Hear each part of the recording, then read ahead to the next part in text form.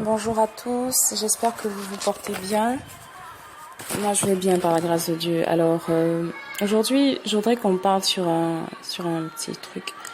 Il y a 2 jours de cela, j'ai reçu le message de ma fille qui, dans sa méditation des Saintes Écritures, a été interpellée par un verset.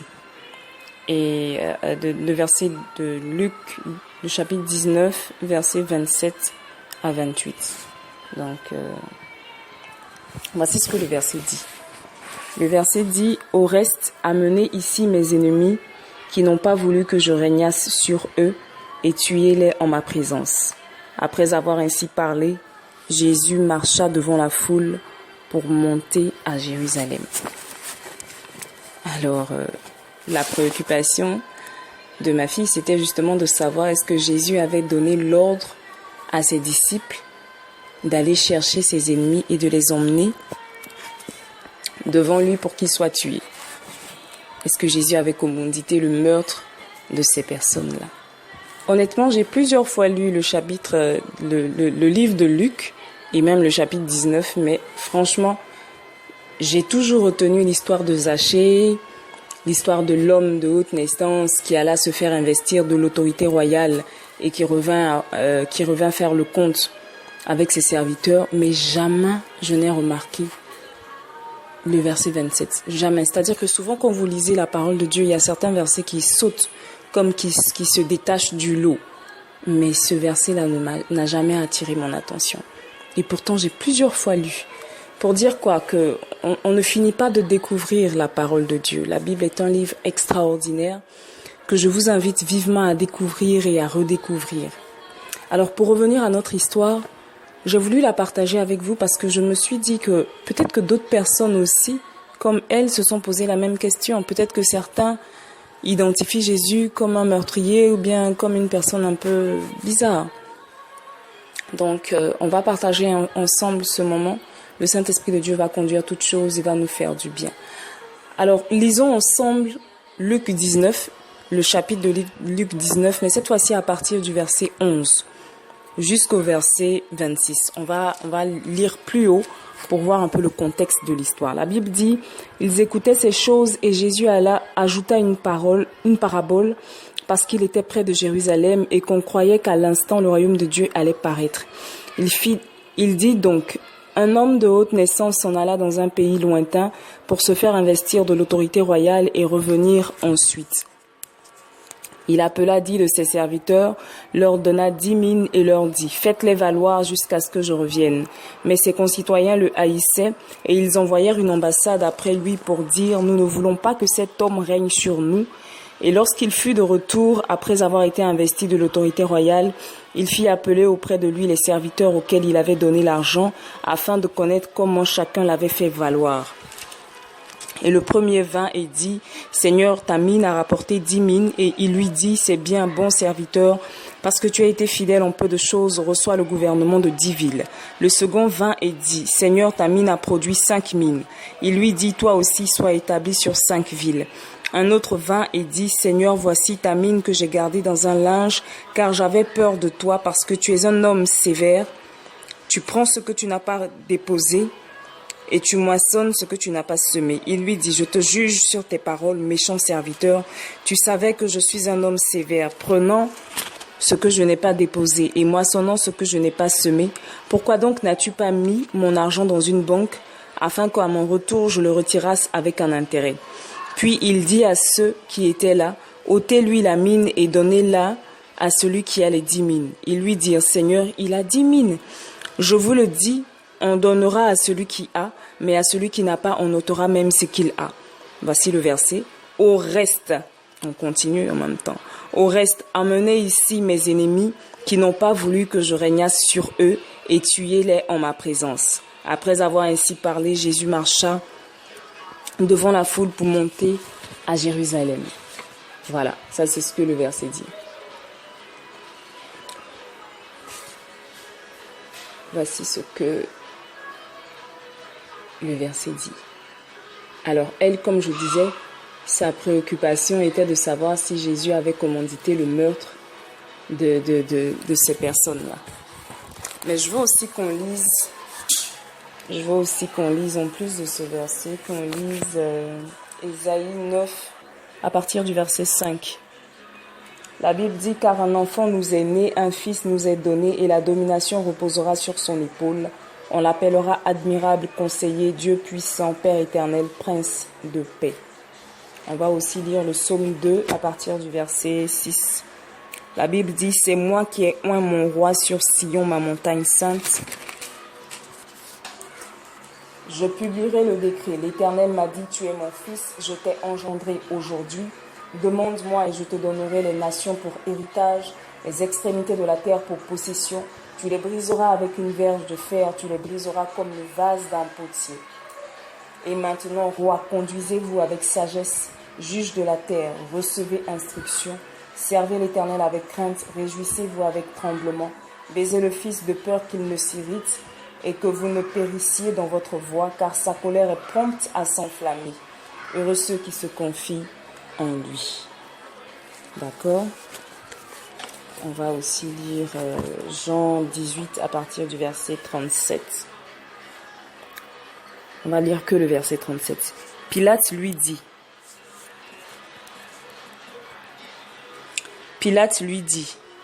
tu es donc roi. Et Jésus répondit, tu le dis, je suis roi. Je suis né et je suis venu dans le monde pour rendre témoignage à la vérité. Et quiconque est de la vérité écoute ma voix. Amen. Que la parole du Seigneur soit bénie.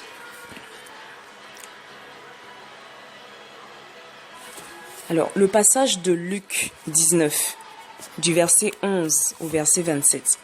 Nous parle en effet d'un homme de haute naissance qui s'en alla dans un pays lointain pour se faire investir, comme la Bible dit, de l'autorité royale pour ensuite revenir.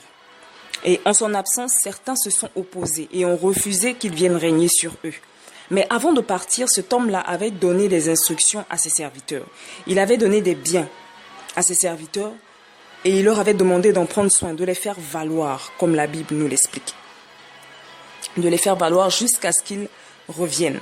Donc, à son retour, parce qu'en effet, le coup d'État n'a pas eu lieu, ceux qui se sont opposés à ce qu'ils reviennent pour régner sur eux, ils ont échoué, leur ambassade a échoué, le coup d'État n'a pas eu lieu. Donc, il a pu revenir pour régner comme c'était prévu. Et il a fait le compte avec ses serviteurs à qui il avait donné des instructions avant de partir. Cette histoire, au fait, que Jésus racontait, c'était en fait une parabole. Parce qu'en fait, il parlait de lui-même. Jésus parlait de lui-même. Nous savons quoi au sujet de Jésus? Nous savons qu'il est venu du ciel. Nous savons qu'il a été manifesté sur la terre par la vertu du Saint-Esprit. Nous savons aussi qu'il était fils de Dieu. Donc cet homme-là dont Jésus parlait, cet homme de haute naissance-là, Jésus était en train de parler en fait de lui-même. C'était un résumé de son passage sur terre, de sa mission sur terre. Voilà. C'était donc tous les passages qu'on a lus tout à l'heure de Jean 18 verset 37 et Psaume 2 à partir du verset 6 au verset 12 et Ésaïe 9 au verset 5. Ces passages justement, on les a lus pour démontrer la haute naissance de Jésus. Voilà, pour démontrer sa royauté, pour démontrer son identité. En effet, Jésus est venu sur la terre. Il a vécu sur terre. Il avait été annoncé dès le commencement. Il est venu. Il a accompli sa mission avec perfection. Et il est monté victorieux aux cieux parce qu'il a vaincu. Il a vaincu l'ennemi. Il a vaincu la mort. Il a vaincu la domination des ténèbres. Et maintenant, il est assis à la droite de Dieu, victorieux. Il est assis à la droite de Dieu, le Père Tout-Puissant. D'où il reviendra pour l'enlèvement. Pour l'enlèvement de ceux qui auront été bons et fidèles jusqu'à la fin. De même que les serviteurs de ce monsieur dont nous parle la Bible ont été fidèles et ont bien fait ce que leur maître leur avait demandé. De même, Jésus aussi revient. Il revient pour juger les vivants et les morts. Il revient pour faire le compte avec ses serviteurs. De même que cet homme avait laissé des instructions à ses serviteurs, de même Jésus aussi, avant de partir, a aussi laissé un ordre à ses disciples en disant dans Matthieu 28 au verset 19, « Allez Faites de toutes les nations des disciples, les baptisant au nom du Père, du Fils et du Saint-Esprit, et enseignez-leur à observer tout ce que je vous ai prescrit. Et voici, je suis avec vous tous les jours jusqu'à la fin. Et comme cet homme de Luc 19, qui revint et qui fait le compte avec ses serviteurs, Jésus aussi revient. Il revient bientôt. Il revient très bientôt pour faire le point concernant l'ordre qu'il a donné. Il va faire le point avec nous. Et la Bible nous dit que le jugement et la colère de Dieu vont frapper les mauvais serviteurs, vont frapper ceux qui vont s'opposer, qui se seront opposés au règne de Dieu, ceux qui se seront opposés et qui auront refusé le règne et la domination de Christ. Quand on refuse Christ, c'est comme si on refuse Dieu, parce que les deux font un. Donc, de même que dans l'histoire, ces hommes-là, qui voulaient refuser que ce monsieur revienne régner sur eux, de même aussi, des personnes ont refusé et continuent de refuser le règne et la domination de Christ. Et ces personnes-là doivent subir le jugement. Ils doivent subir la colère de Dieu. C'est ce que la Bible nous dit. C'est pourquoi, c'est dans ce but-là que Dieu a envoyé Christ. C'est dans ce but-là que l'œuvre de la croix a été accomplie. Pour en fait empêcher le grand nombre de périr. C'est pour éviter ce massacre-là. C'est pour éviter que tous périssent que l'œuvre de la croix a été accomplie. C'est pour éviter que les hommes soient frappés par la colère de Dieu et subissent le jugement éternel. Que Dieu, ayant tant aimé les hommes, a donné son Fils unique, Jésus-Christ, afin que quiconque croit en lui ne périsse point. Ne périsse point, ne soit point tué, ne soit point détruit, mais ait la vie éternelle. Parce qu'en réalité, tous ceux qui se font ennemis de Jésus-Christ, ce sont ceux qui s'opposent à ce qui soit leur Seigneur et leur Sauveur. Ce sont ceux qui s'opposent à la volonté de Dieu. Et de ce fait, parce qu'ils sont ennemis de Christ, ils sont aussi ennemis de Dieu. Il ne faut pas vous dire que non, je suis ennemi seulement de Christ, mais moi j'aime Dieu, moi je suis Dieu. Non, se faire ennemi de Jésus-Christ, c'est aussi se faire ennemi de Dieu. Et ces personnes qui se font ennemis de Christ et de Dieu seront tuées et périront dans le feu de la géhenne. C'est ce que la Bible nous dit. On peut le voir dans Apocalypse 17. On peut le voir dans Apocalypse 17 au verset 14, la Bible dit, ils combattront contre l'agneau et l'agneau les vaincra parce qu'il est le Seigneur des seigneurs, le roi des rois. Il est appelé et les appelés, les élus, les fidèles qui sont avec lui vaincront aussi. Dans Apocalypse 20 au verset 11, à partir du verset 11 à 15, la Bible dit, puis je vis un grand trône blanc et celui qui était assis dessus. La terre et le ciel s'enfuirent devant sa face et il ne fut plus trouvé de place pour eux. Et je vis les morts, les grands et les petits qui se tenaient devant le trône. Les livres furent ouverts et un autre livre fut ouvert, celui qui est le livre de vie. Et les morts furent jugés selon leurs œuvres d'après ce qui était écrit dans ces livres. La mer rendit les morts qui étaient en elle. La mort et le séjour des morts rendit les morts qui étaient en eux. Et chacun fut jugé selon ses œuvres. Et la mort et le séjour des morts furent jetés dans l'étang de feu. C'est la seconde mort, l'étang de feu. Et quiconque ne fut pas trouvé écrit dans le livre de vie fut jeté dans l'étang de feu. Ceux qui ne sont pas trouvés, c'est ceux justement qui se rebellent contre la domination de Christ. La Bible aussi nous dit dans Apocalypse 21 au verset 8, mais pour les lâches, les incrédules, les abominables, les meurtriers, les impudiques, les enchanteurs, les idolâtres et tous les menteurs, leur part sera dans l'étang ardent de feu et de soufre qui est la seconde mort. Qui est la seconde mort. Vous voyez.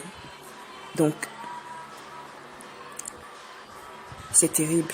C'est tous ceux qui ont été cités là, qui sont considérés comme ennemis. Donc faisons attention à notre marche sur la terre, afin de ne pas être considérés comme ennemis, afin de ne pas aller périr dans le feu de l'enfer. Donc quand Jésus disait, emmenez ici mes ennemis et tuez-les en ma présence, est-ce qu'il a ordonné le meurtre de ses ennemis de son vivant sur la terre? Non.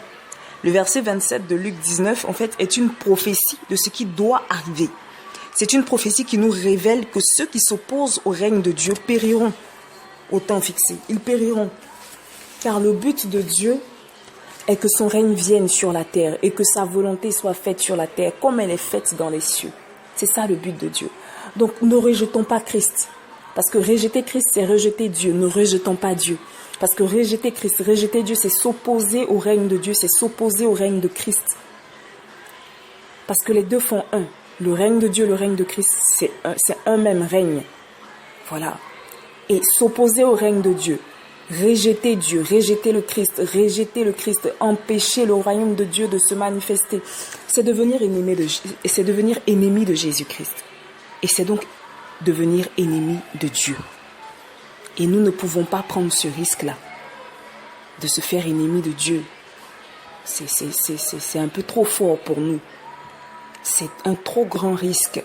Alors, je vous exhorte aujourd'hui, la grâce de Dieu, la miséricorde de Dieu est toujours disponible. Il ne s'agit pas de tu vas mourir, non. Il s'agit de Dieu t'aime. Il s'agit de Dieu t'aime. La grâce de Dieu, la miséricorde de Dieu est toujours disponible, jouissant de ce qui nous est donné. Ne rejetons pas l'amour de Dieu qui est disponible et qui nous est donné. Que chacun ne se prive pas de la grâce de Dieu que Dieu dispose à l'humanité au travers de Jésus-Christ. Que personne ne prenne le risque d'être ennemi de Dieu. Si tu as été ennemi de Dieu, nous avons tous été ennemis de Dieu à un moment donné de nos vies. Mais si toi tu demeures ennemi de Dieu jusqu'à aujourd'hui, tu as écouté la parole et tu veux faire un meilleur choix pour ta vie, je t'exhorte à faire un meilleur choix pour ta vie. Accepte Jésus-Christ dans ta vie et ne sois pas ennemi de Dieu. Ne t'oppose pas au règne de Dieu, ne t'oppose pas à ce que Jésus-Christ règne sur ta vie. Ne t'oppose pas à ce que le règne de Dieu soit manifesté dans ta vie. Ne t'oppose pas à la volonté de Dieu qui est que tu sois sauvé. Ne t'oppose pas à cela. Alors si tu veux faire véritablement un choix intelligent pour ta vie, on va prier ensemble. Et si tu peux, répète après moi. Dis avec moi, Éternel Dieu, je te demande pardon pour tous mes péchés. J'ai agi sur la terre comme ton ennemi. Et pourtant, tu m'as tout donné. Tu m'as donné la vie. Tu me donnes le souffle de vie. Tu prends soin de moi. Malgré mes péchés, malgré mes fautes, malgré ma méchanceté. Je te demande pardon, papa. Tu es mon Père. Tu es mon Dieu. Lave-moi de mon péché et purifie-moi de mes fautes. Aujourd'hui, je reconnais l'œuvre de la croix. Je reconnais Jésus-Christ. Je reconnais qu'il est mort pour moi, afin que je sois lavé et purifié de mes péchés, afin que je sois sauvé. C'est pourquoi j'accepte Jésus-Christ dans ma vie, comme mon Seigneur et mon Sauveur. Et je reçois Jésus-Christ dans ma vie. Et je veux qu'il règne sur ma vie. Je veux que sa domination soit manifeste sur ma vie et dans ma vie. Seigneur Jésus-Christ, je me donne à toi. Je te donne ma vie. Conduis-moi par ton esprit, dans le nom puissant de Jésus-Christ. Amen. Amen. Que le nom du Seigneur soit béni pour cette prière que vous venez de faire. Soyez abondamment bénis et que Dieu vous garde. Retenez une chose. Ne soyez pas ennemis de Dieu. Ne prenez pas le risque d'être ennemi de Christ. Acceptez Christ. Acceptez son règne. Acceptez son autorité. Acceptez son autorité. Christ vous aime. Dieu vous aime.